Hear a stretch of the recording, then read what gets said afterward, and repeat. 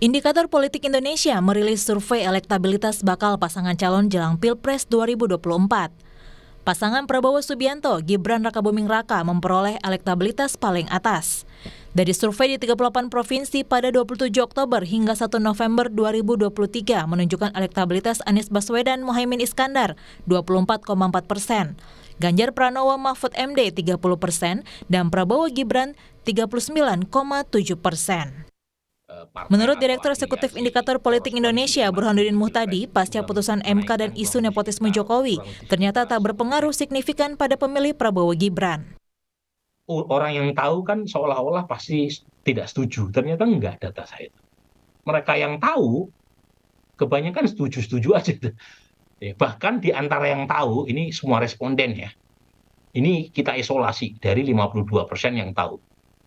Ya itu juga setuju aja. Ini artinya ada koreksi kalau misalnya Kang Saan, Bung Masinton merasa putusan MK itu secara etik maupun secara substansi bermasalah, berarti sosialisasinya perlu dinaikkan kualitas maupun kuantitasnya. Karena masyarakat yang tahu menganggap ya setuju aja sama putusan MK itu. Memang nih ya kalau kita lihat mereka yang setuju umumnya tingkat pendidikannya tidak sebaik yang tidak setuju gitu ya. Merespon survei indikator politisi PDIP, Masinton Pasaribu menyebut survei yang dirilis hari ini tidak memotret kegelisahan batin masyarakat secara menyeluruh. PDIP meyakini banyak pemilih yang menyoroti Gibran yang maju sebagai bacawa pres melalui jalur khusus dan termasuk hubungannya dengan Ketua MK yang tak lain adalah pamannya. Masyarakat sampai ke desa-desa saya rasa menggunakan platform lain selain media-media konvensional. Nah terkait dengan saya nggak tahu ya apakah survei ini dia tidak bisa memotret suasana kebatinan masyarakat yang sesungguhnya ya ketika tahu bahwa ketua MK itu adalah paman dari salah satu kandidat calon wakil presiden. Nah itu kan terjadi penurunan juga.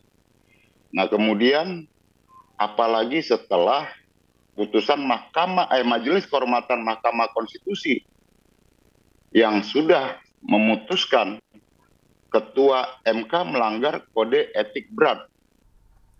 Sementara itu, Wakil Ketua Dewan Pembina PSI Grace Natali menyebut isu nepotisme dan fitnah terkait Gibran dan Jokowi baiknya tak diteruskan karena akan memecah rakyat khususnya jelang Pilpres.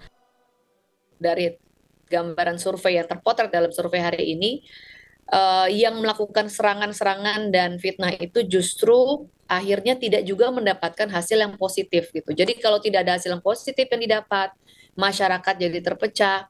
Mari kita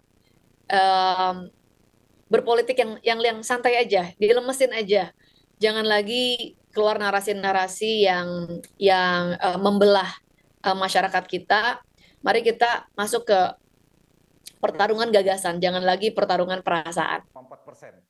Sebelumnya, survei Poltreking juga menunjukkan elektabilitas Prabowo Gibran yang meningkat.